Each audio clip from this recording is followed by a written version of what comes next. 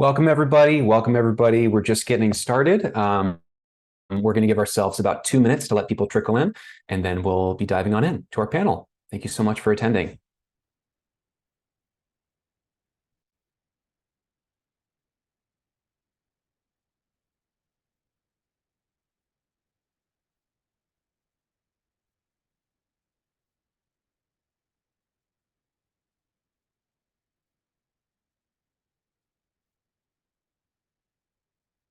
While we're waiting 1 more minute here, feel free to throw your name, your location into the chat. We'd love to see who's dialing into the call today. Thanks so much.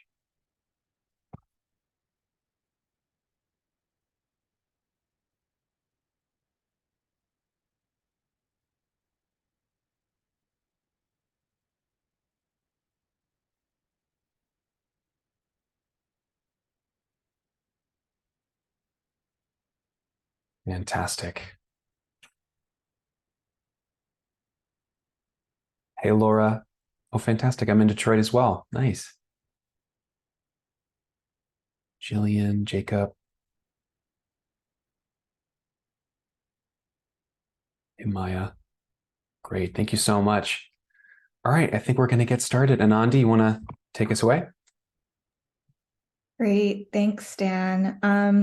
Hi, everyone. Good morning, good afternoon. For those who don't know me, my name is Anandi Somasundaram. I am the Racial Justice Investing Coalition's program coordinator. Excited to see a lot of familiar names popping up in the chat, as well as some new ones.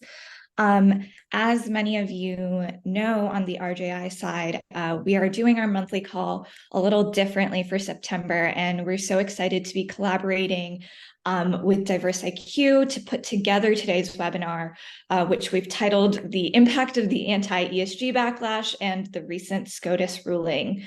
With anti-ESG fanfare growing very noisy this year, and companies and socially responsible investors alike are understandably concerned, that coupled with the recent Supreme Court ruling around affirmative action on college admissions has led some companies to step back from corporate DEI programs, and investors who want to stay outside of political crosshairs are also lying low or figuring out what strategy should look like. So we're here today to talk about what's been going on and how we move forward together. And Dana, we'll pass it back to you. Yeah, thank you, Anandi. I'm Dan Berlingeri. I'm dialing in from the DiversIQ side. We're really excited because we've assembled for you today a multifaceted panel to really capture the data, the legal framework, and the on-the-ground perspectives from investors and shareholder advocacy experts. Just a really brief disclaimer from the start. We just want to be really clear from the get-go. All participation in this event is completely voluntary. This is a community of practice and a peer educator space. We do not intend to influence or collude. We're simply here to educate, to share our experiences of these recent events. Lastly, our panelist, Ken Gage, who is an employment lawyer, will be engaging with us today on an educational capacity, not providing official legal advice, although I hear he is very good at his job, so I'm sure he'd be happy to provide that service to you as well. Fantastic. So I'd love to introduce our panelists to start. First, as I mentioned, Ken Gage is the Vice Chair of the Employment Law Department at Paul Hastings. For nearly 30 years, he has represented employers in a broad range of employment litigation and advice matters. Among this area of expertise are affirmative action and equal employment opportunity laws. He regularly advises large employers on how best to navigate the risks associated with DEI programs. Larissa Luoff has spent more than 15 years leading shareholder advocacy, corporate engagement, and research. For the last 10 years, she has led these efforts for the sustainability group at Loring, Wilcott & Coolidge, a trust and asset management company that traces its roots back to the 1800s. Wow. She directly engages some of the most influential companies in the S&P 500, overseeing proxy voting, and works closely with the ESG and governance teams. She holds a Master's of International Law and Diplomacy from the Fletcher School at Tufts University and has a CFA Institute certification in ESG investing. Liz Levy is the head of ESG strategy and a portfolio manager at Trillium Asset Management, one of the oldest American investment firms solely dedicated to responsible investing. As head of ESG strategy, Elizabeth is responsible for leading and developing and oversight of the implementation of ESG-related policies and initiatives across all investment strategies. Elizabeth holds a BS in chemistry from the College of William and Mary and a Master's of Environmental Management from the Yale School of Forestry and Environmental Studies.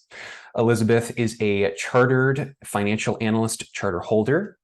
And finally, Josh Raymer is the co-founder and CEO at DiversIQ. And in his role, he furthers the company's mission to help stakeholders make better data-informed decisions, build more diverse, equitable, and inclusive organizations. Prior to founding DiversIQ, Josh founded Retail Sales, a retail industry benchmarking product that he sold to the marketing research firm eMarketer.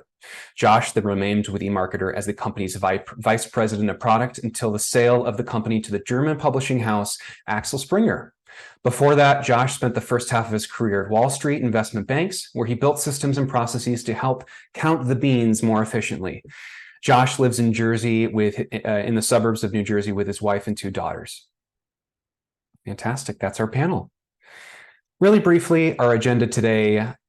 We've met our panelists already. We're going to take a brief poll in a moment to get a sense of what you're seeing in response to recent events, and then we will move to our main event, the panel discussion.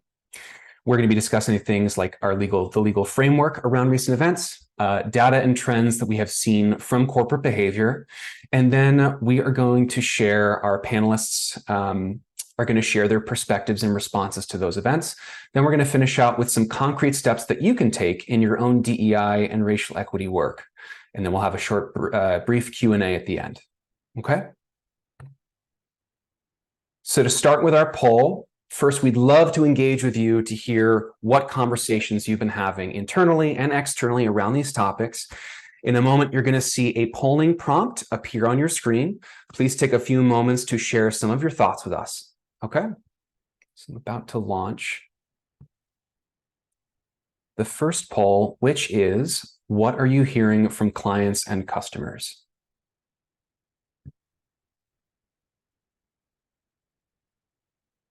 And you should be seeing that on your screen right now. If you don't, just let me know in the chat.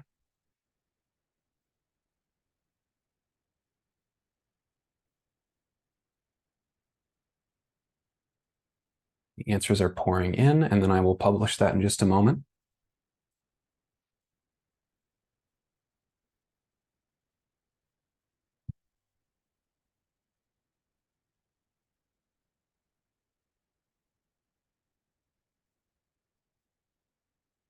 Nice. Okay, we got about 40 out of 62. If you haven't participated already, last chance. And I'm going to close the poll. And here are the results. Are you seeing those results on your screen now? Great. 37% is experiencing a chilling effect. So clients and customers are concerned and are stepping back from previous DEI commitments. Interesting. 32%, nothing has changed. It's business as usual. 22% is doubling down. Clients are putting more energy and effort into DEI and racial equity pursuits. And 10% said other. They dropped that into the chat. I'm not seeing that in the chat right now. I see a bit of both, says Caitlin Roser from Calvert. A bit of both, some pausing and some doubling down, mostly confusion. And folks are not sure what steps they should be taking or not. Well, glad we're here today. Fantastic. Okay, poll number 2. About to publish that. What conversations within your own firms are you having?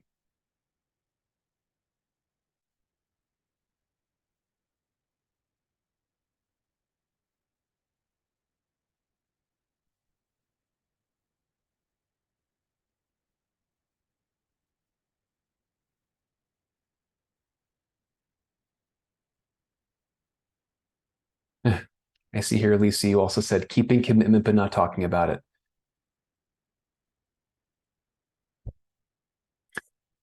Folks, if you'd also like to post anonymously, if you're not comfortable with the other option of sharing in the chat, I should have mentioned this before, you can throw an anonymous answer into the Q&A option, which you should find at the bottom of your screen.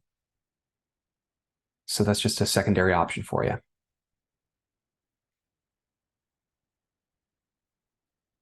I'm going to give couple more seconds here to answer your questions.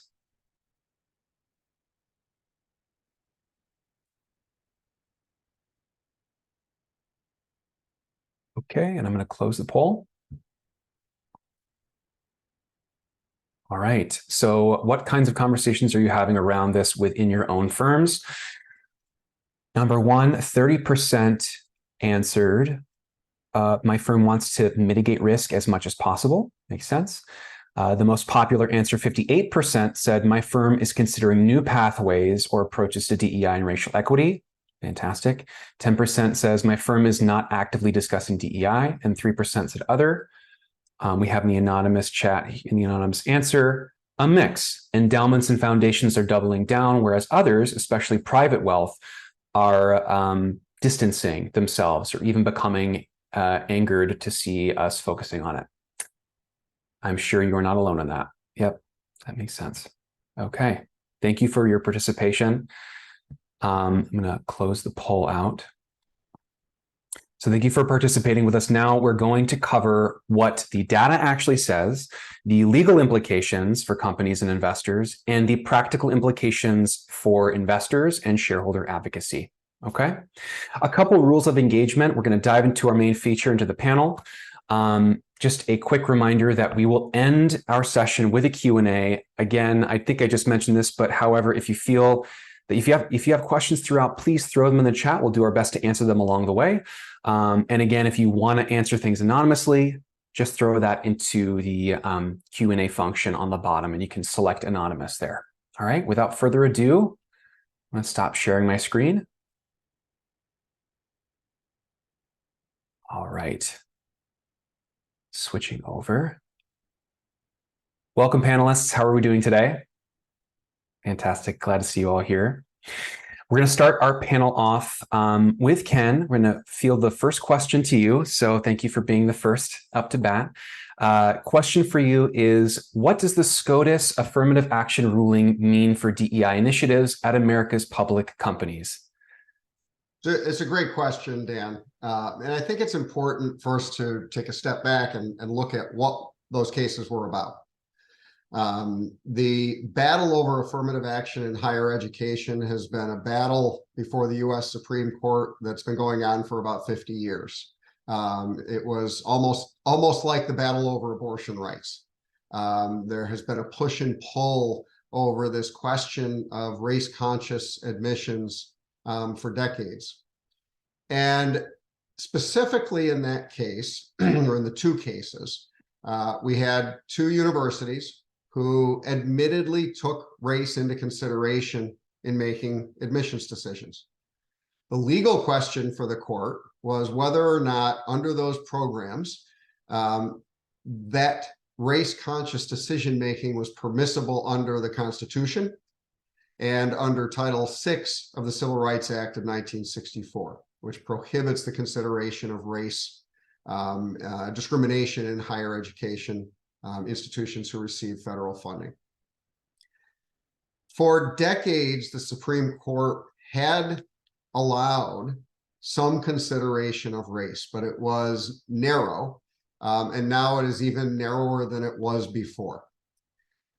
In scrutinizing the Harvard program and the UNC program, the affirmative action admissions programs, the Supreme Court, majority of the Supreme Court, held that those programs did not satisfy the strict scrutiny standard for allowing the use of race in making those decisions. Specifically, the court was very critical of the university's pursuit of diversity for diversity's sake. The court focused on what it held was the inability of either of the institutions to identify specifically what the compelling need was, And the court balanced that against what it held was unfair stereotyping based upon the color of people's skins.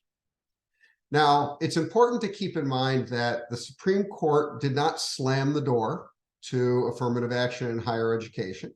I would say it closed it more than it was closed before. The court did not overrule its prior precedent, the Grutter decision, but it appears to have left an incredibly narrow opportunity for what we refer to as voluntary remedial affirmative action.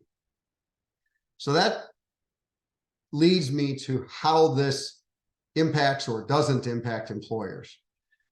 That was not an employment case. Supreme Court did not address Title VII. Title VII is the federal statute that applies to employers.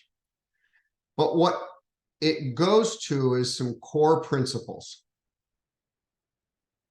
Title VII provides for equal opportunity, equal employment opportunity. It prohibits discrimination.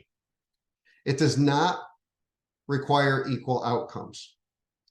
But for decades, the case law applying to employers has recognized the theory of disparate impact discrimination. And what disparate impact discrimination is a theory in which a plaintiff can prove discrimination by showing there are unequal outcomes. If there are statistically significant unequal outcomes from a process, that can give rise to an inference of discrimination. And so there's that theory of proving discrimination cases. And then there is also the theory of voluntary affirmative action for employers, which has been recognized by the Supreme Court in the past. It was not overruled in these decisions by the Supreme Court in the Harvard and University of North Carolina cases. And it stands for the proposition that where an employer can demonstrate that it has statistically significant, persistent underrepresentation of a particular protected group in a particular type of jobs, it can engage in narrowly tailored race or gender conscious decision-making to remedy that discrimination in the past. Now, over the years, employers who have pursued this voluntary affirmative action defense have met with mixed outcomes. It has been a difficult burden for employers to prove. And the premise of what is known as a voluntary affirmative action program or federal contractor affirmative action program is the idea of self-critical analysis. And every employer that is a federal contractor that does business with the federal government is required to annually conduct an affirmative action program. And what that requires is the employer to engage in self-critical analysis, statistical analysis of the representation of its workforce, an evaluation of its processes to ensure that the employer is providing equal opportunity. That is really the foundation of many employers' DE&I initiatives. It is self-critical analysis. It's thinking critically about how you do business, about what your workforce looks like, and to adapt your policies, adapt your processes, improve your processes to work towards the aspirational goal that we believe to be true, and that is your workforce over a period of time should resemble the available workforce. And that's where a lot of employers' DE&I initiatives come from, is this notion that they look at the workforce, in particular, the available people who perform a particular type of job. They compare that to representation in their workforce, and they set goals. Now, what did the Supreme Court's decision do for employers? Well, it didn't change the law. The law has been clear since 1964 that race and gender conscious decision-making in employment is illegal, except in the very narrow circumstances of voluntary affirmative action programs. And again, that's always been a difficult defense for employers to prove. So it didn't change the law, but what it has done, and this is why it's become so difficult for employers, why, as the polls show, a lot of employers are rethinking their DE&I efforts, is that decision from the Supreme Court, in my opinion, threw another log on the grievance culture war fires that have been blazing for a long time.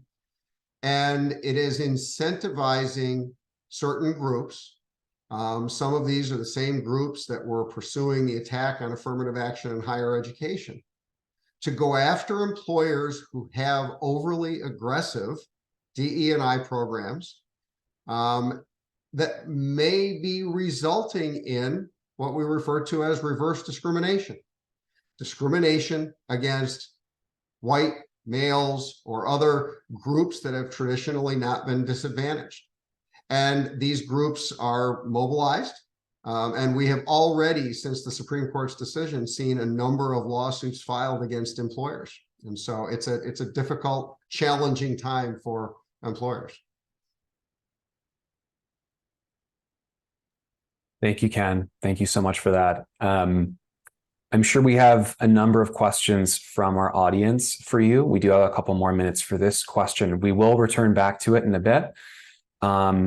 So again, if anyone has any particular questions about what Ken just shared, feel free to throw that in the chat or anonymously in the Q&A, okay?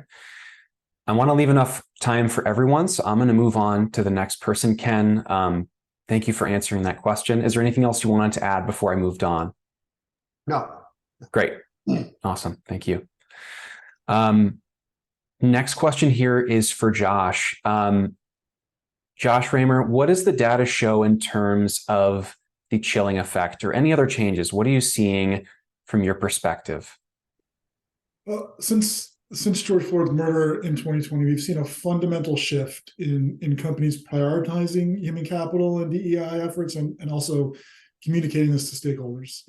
Just over 3 years, we've gone from a world where most companies wouldn't say more than here's our total headcount to, the expectation is nearly every company has to publicly disclose their programs, practices, and policies on how they build and develop and retain a diverse and inclusive workforce and how it helps them drive business success, and also quantitative KPIs showing representation, development, engagement, and how they're doing over time.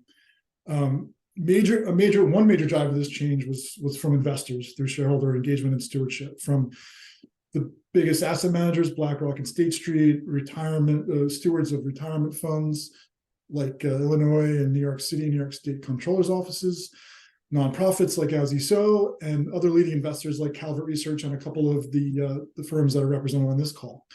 And they were pushing firms to be much more transparent about two big areas. Was they were pushing for disclosure of EEO1 data, which is the intersectional workforce data by gender and race and ethnicity and job category that every company with over 100 employees has to report to the government. And the other major area was board diversity. But just to highlight how stark the change has been, at the start of 2020, 5% of the S&P 500, roughly the 500 biggest public companies in the US, disclosed that data, the EEO1 data, and today it's 77%. So in just 3 years, 5 to 77%. And the push has gone beyond representation. These stakeholders have had a lot of success pushing large companies to promise to start disclosing metrics like hiring, promotion, and turnover rates by gender and race and ethnicity, and pay equity measures like unadjusted pay gaps.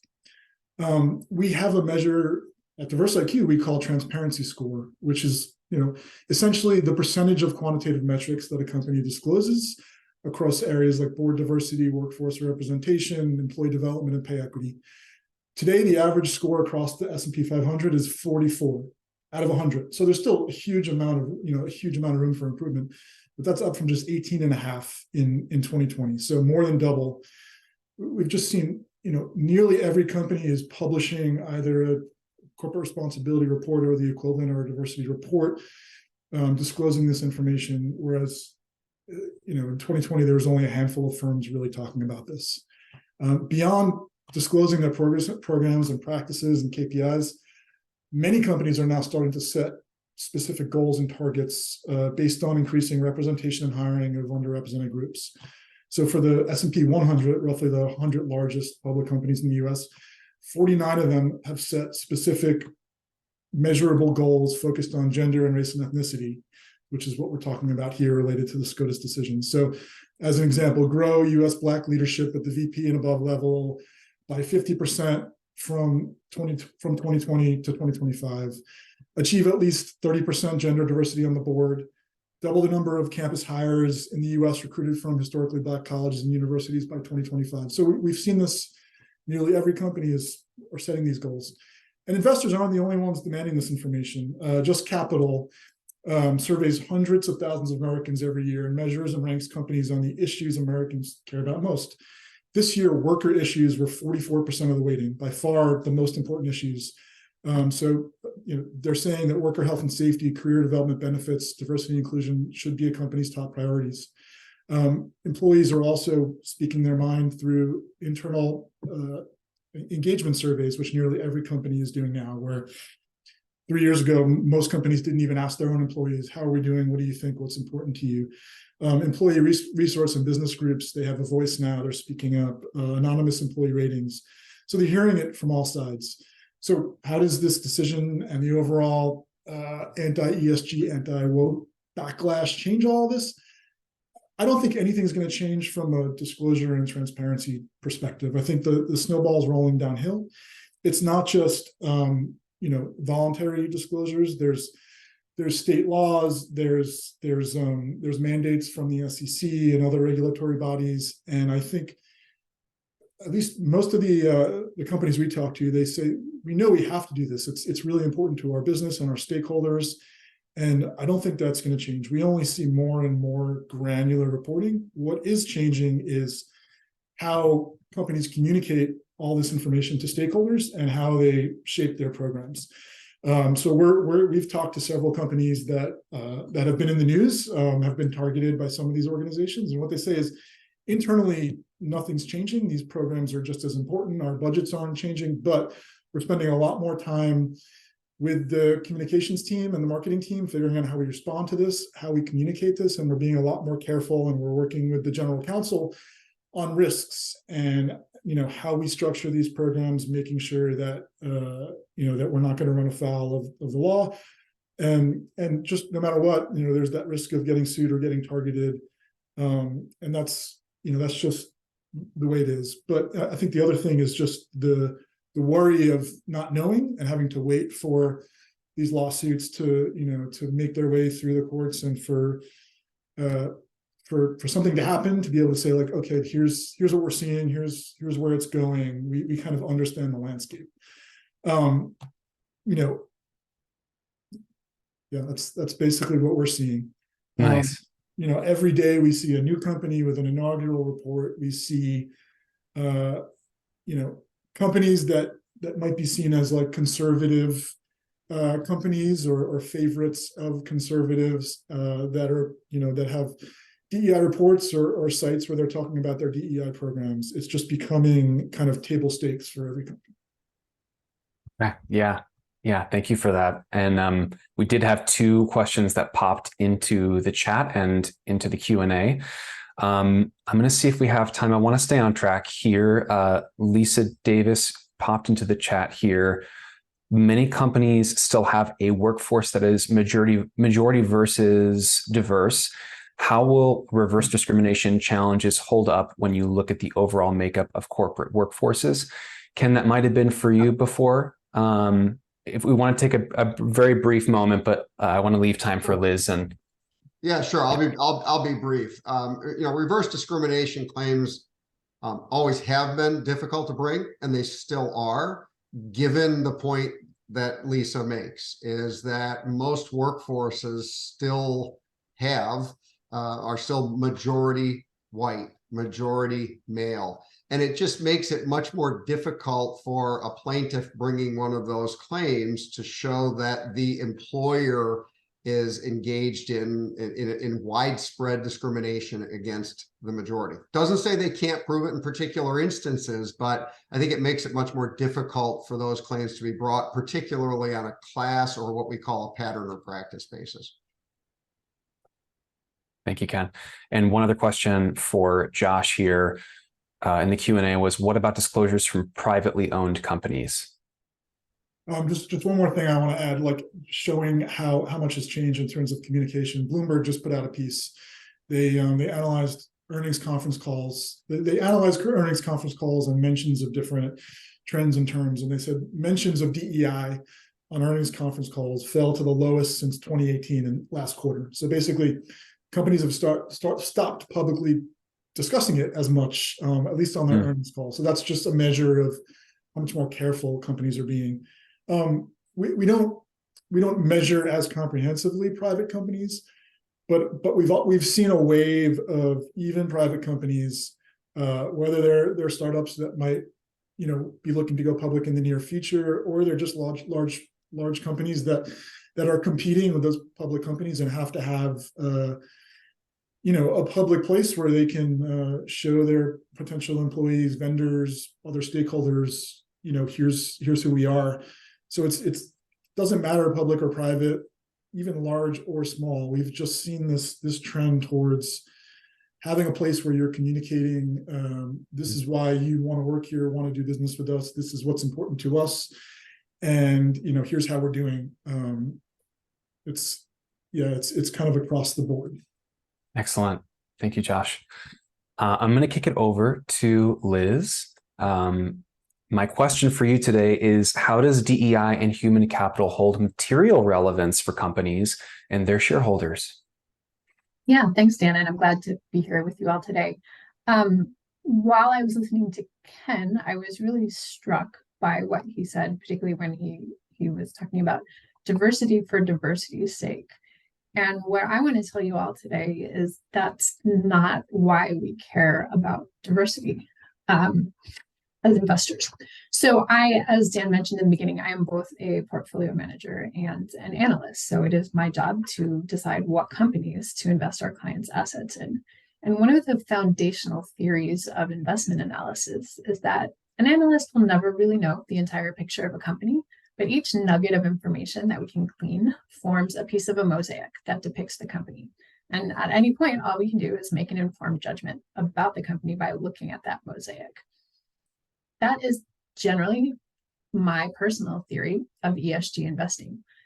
As an investor, why wouldn't you use all of the information available? So this backlash, the anti-ESG movement, why would you ever limit the information that investors can use to make investment decisions? So in particular, the S, the social, developed later than the E, environment.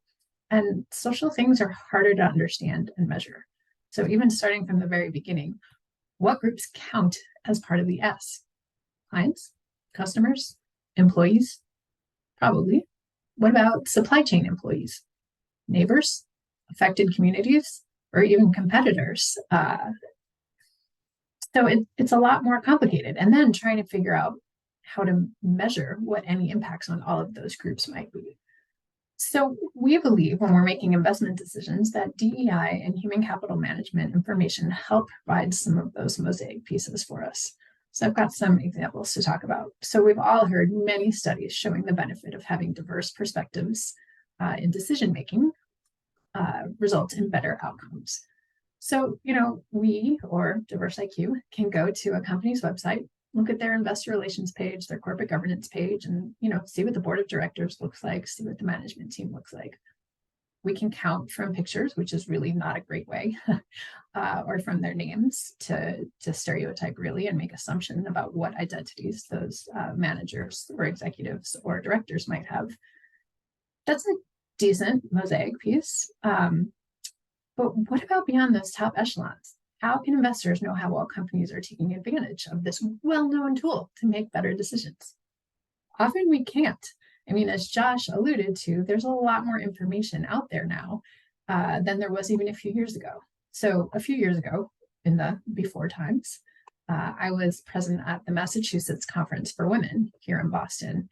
And a woman stood up in one of the sessions and she had her name tag flipped over so we couldn't see what company she was from. And she said that she worked at a retail company that their target demographic, their target client was women. And they had lots of women in the board and senior management. And all of the management below that was men. We didn't know that as investors. Whatever this company was, we might have looked at their webpage and said, oh, look, they're doing a great job. Without having that information, how can we know? So disclosure of those workforce statistics, as Josh was mentioning, would really help us know how well a company is managed and help us make better investment decisions. Another reason that DEI efforts matter is that many DEI efforts, as Josh mentioned again, are about recruiting and retaining a company's workforce. The US is currently in a historically tight labor market. Given that, companies should be making every effort possible to be as welcoming as possible to a large potential workforce as possible. For example, several years ago, we engaged with a trucking company based in a red state, a company we invested in, and we asked them to add protections to their equal opportunity statement for sexual orientation and gender expression. They were kind of shocked to get that request, but that industry has been facing a shortage of truck drivers for years, and that was the point we were making: expand your potential employee base. There was a story on NPR last month about efforts to make truck driving a more friendly career path to the LGBTQ plus community for that exact reason, to expand the potential pool of drivers. The exact point that we had made earlier. One more example.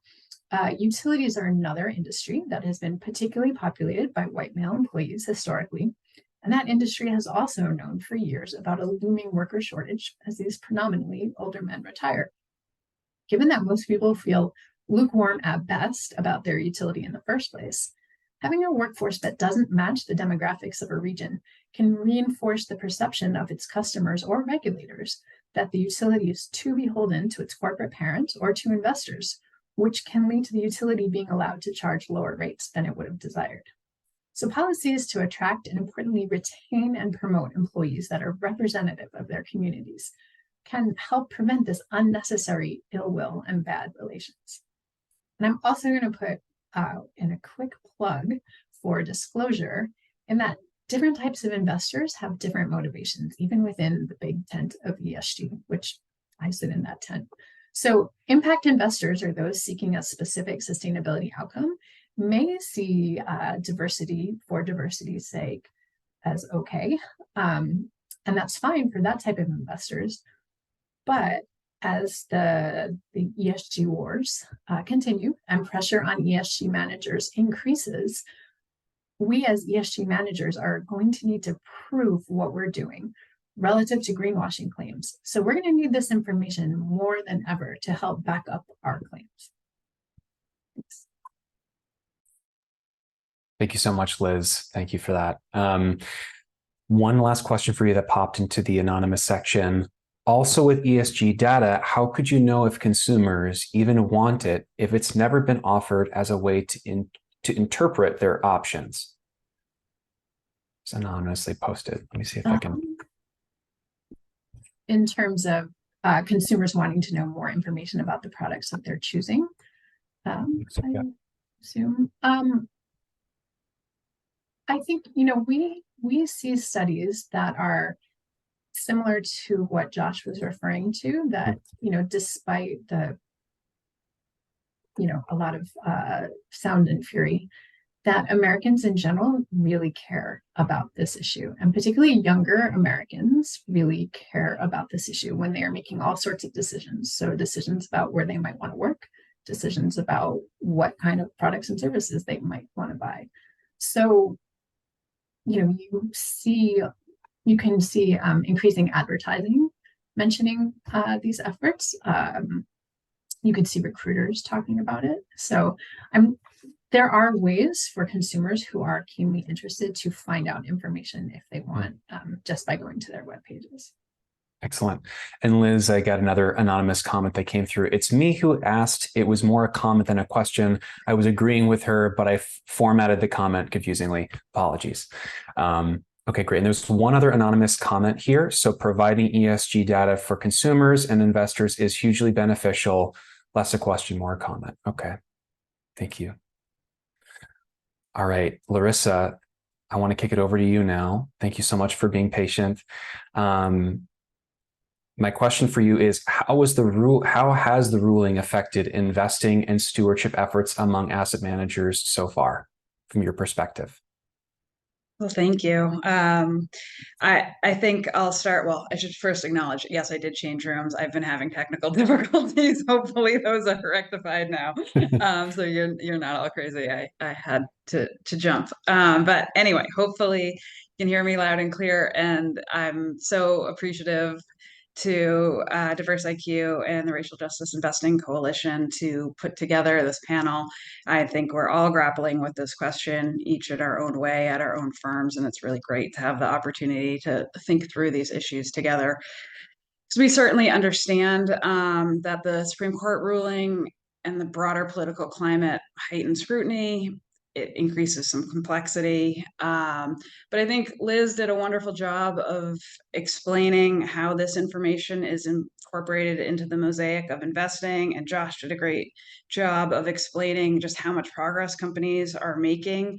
And from the investment side, it's clear that this is information that we need. And if we need that information, oftentimes we need to go out and ask for it. And so that's kind of where the work that I do for the sustainability group comes in, where we directly engage companies in our portfolio to make clear our expectations for what we want to see them disclose and do in a variety of environmental, social, and governance areas, but explicitly to this conversation, DEI-related disclosures. And ultimately, the work that we're doing is centered on ensuring that companies are transparent and disclosing whether they reflect society at large at all levels of their company, and whether companies have policies and practices in place to create a just and inclusive workplace. So from that broad brush, the Supreme Court ruling doesn't change things dramatically. Our engagement starts from the fact that data clearly demonstrates that systemic racism is a persistent and pervasive problem in the US.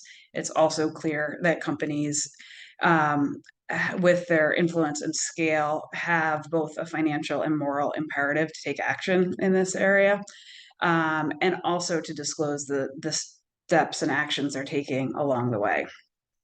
And so I think while we live in a very far from perfect world, Josh alluded to the fact that we have made some progress. There is momentum on this issue. It is clear companies are taking action for all the reasons the other panelists have mentioned. It's important to their employees. It's important to their consumers. It's important to their investors. And many companies understand it's important to their long-term financial performance. And so I think as an investment community, we have to just continue to be asking for the decision useful information that we need. We need clear, compelling, comparable information where we can evaluate companies one to the next. And so for our work in that area, it does fall primarily in this area into our direct corporate engagements, or going out to those companies and asking them directly. It's also reflected in our proxy voting, where we review and evaluate each proxy ballot item and support those that promote equity and justice.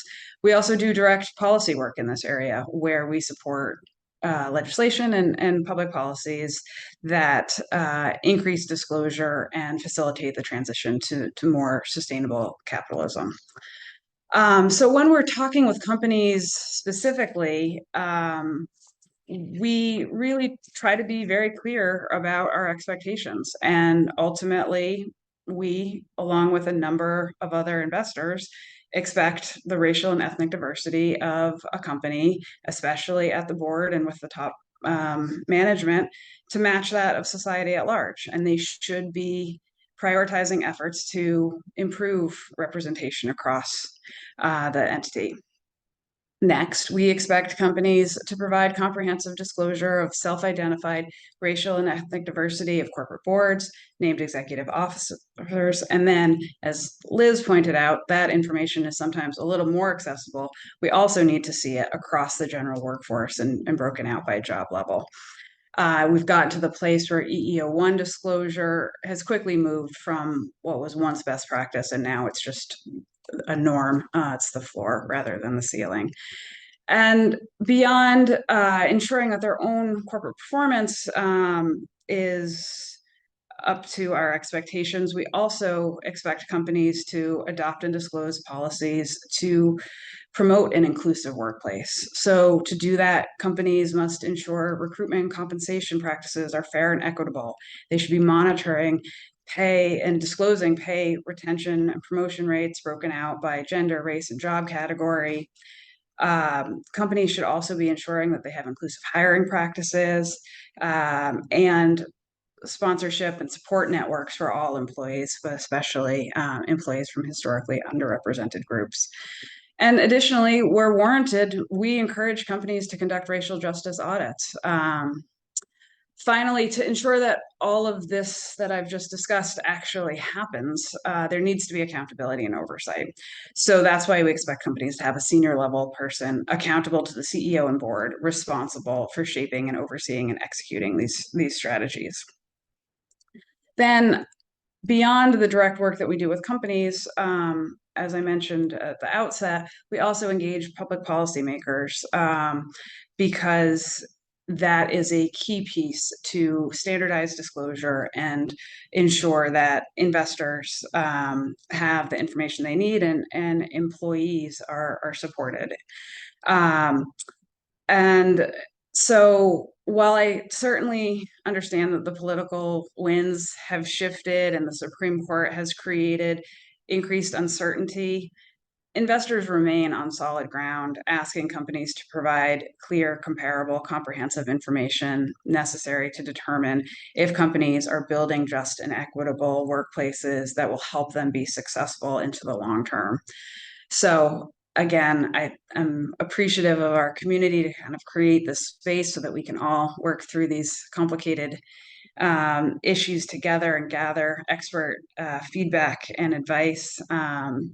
And I think we're going to kind of move into some concrete suggestions on how to move forward. So I'll just stop there.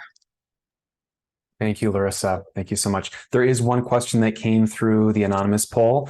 We're losing a little bit of time on Q&A, but I think this is good that we're kind of answering along the way. So the question was, what is the average percentage of weight that DEIB data influences decision-making in investing? 20%, 7%, etc.? Liz, you do the actual investment. I will say it's probably more of an art than a science, and I can't quite put a specific percentage to it. Mm-hmm. Yeah, I would agree that it is definitely more of a qualitative process when we're thinking about this. So as I was describing the mosaic that we use, of course, we do have some, quantitative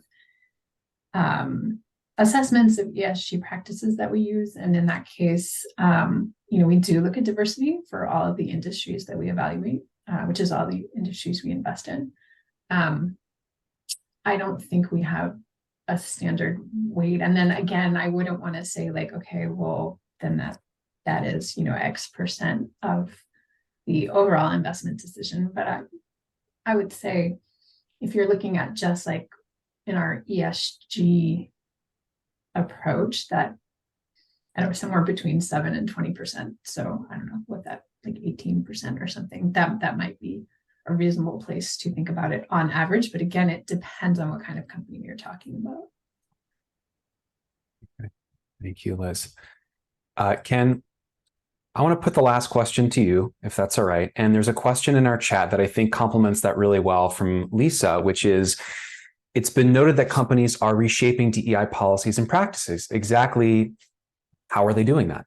And my question to you complements that in that, how should the ruling affect investing and stewardship efforts? So it's kind of two-pronged. Yeah, no, I think there are a couple of things, sort of foundational principles for everyone to keep in mind, whether you're the investor or the company.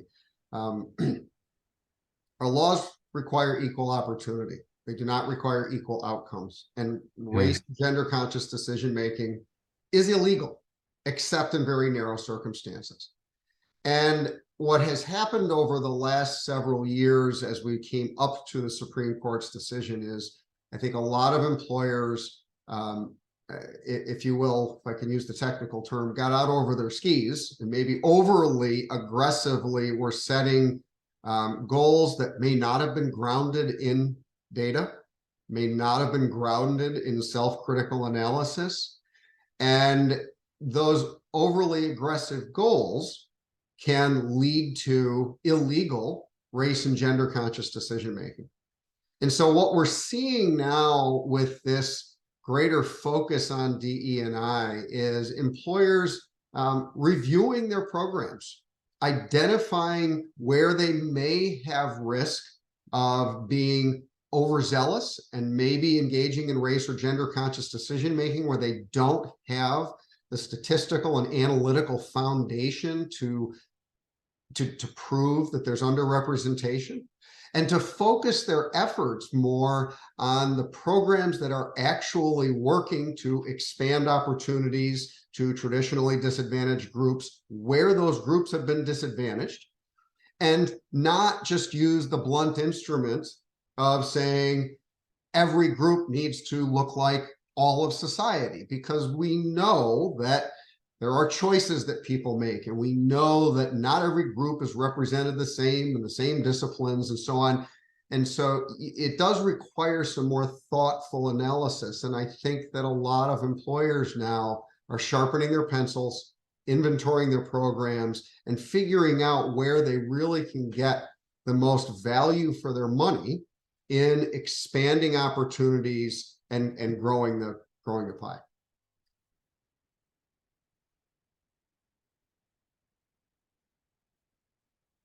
You're on mute, Dan. Thank you. Because we're at our last 5 minutes here, I'm going to move back into our Q&A section. Ken, thank you for answering that for us.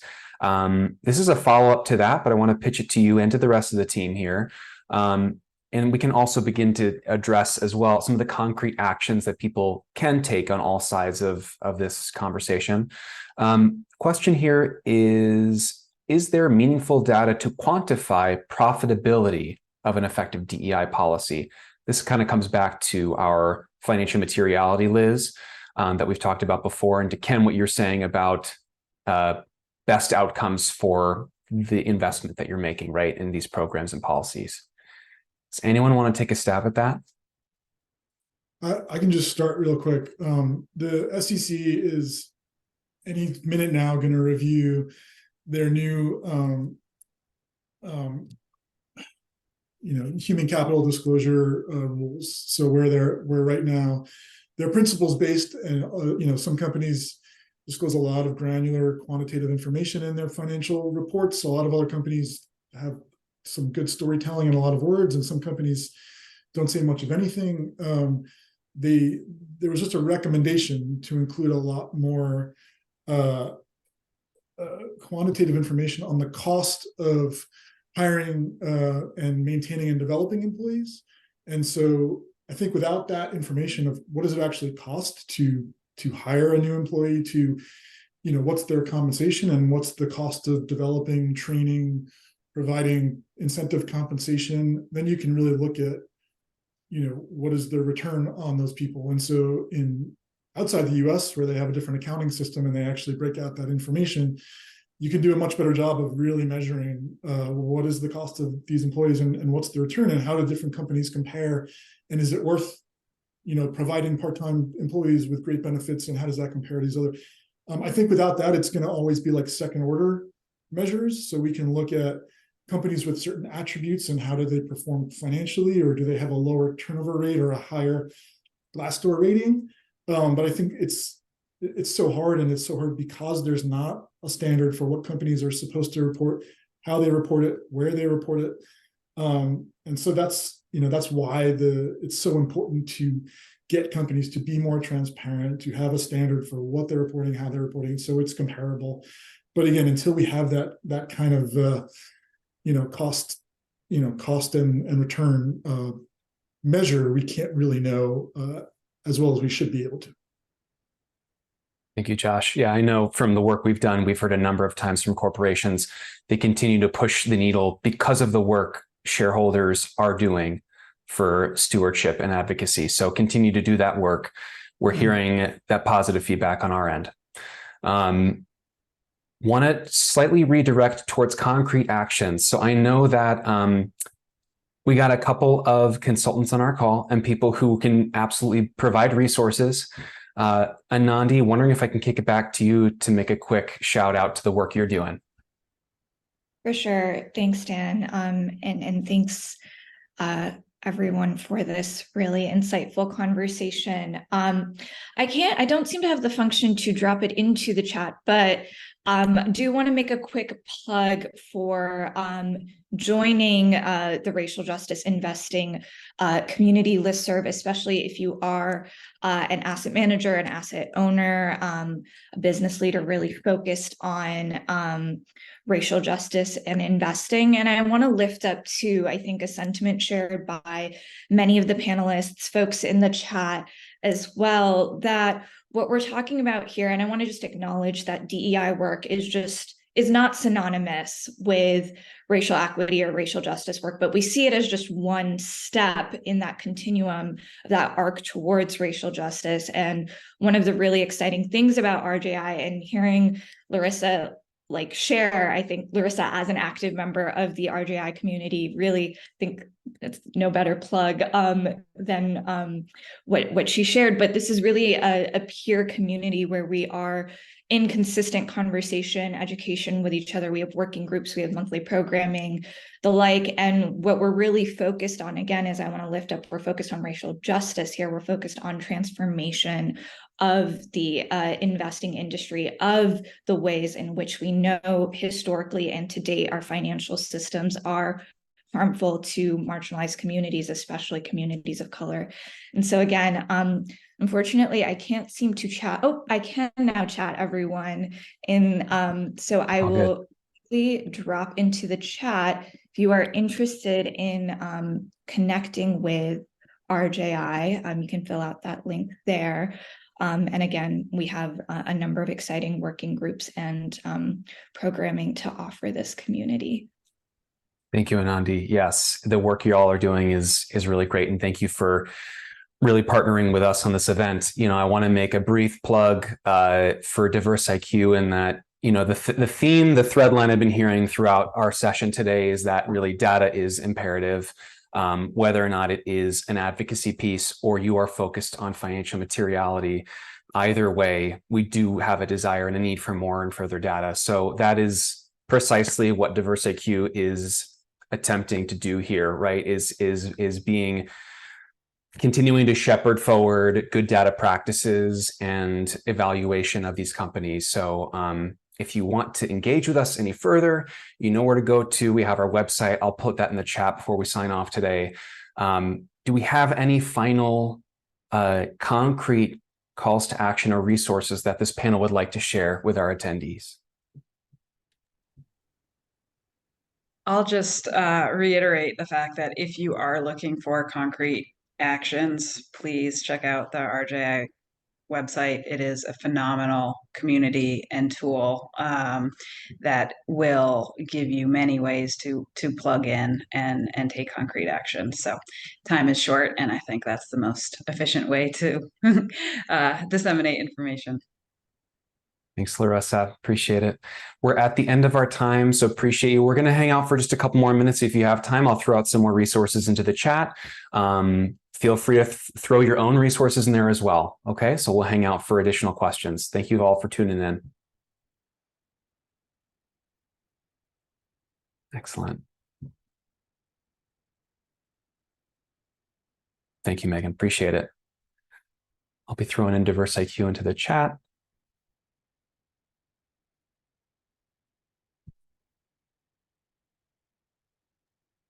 And I'm sorry, I'm going to have to run to catch a train, but this was, of course, great to do this and to learn from all of you. Thank you.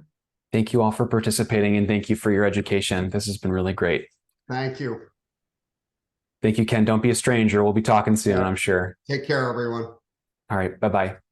Thanks, Dan. I'm gonna run too. Thank you. Thanks, everyone. Thanks, Josh. Bye. All right, I'm gonna stop the recording.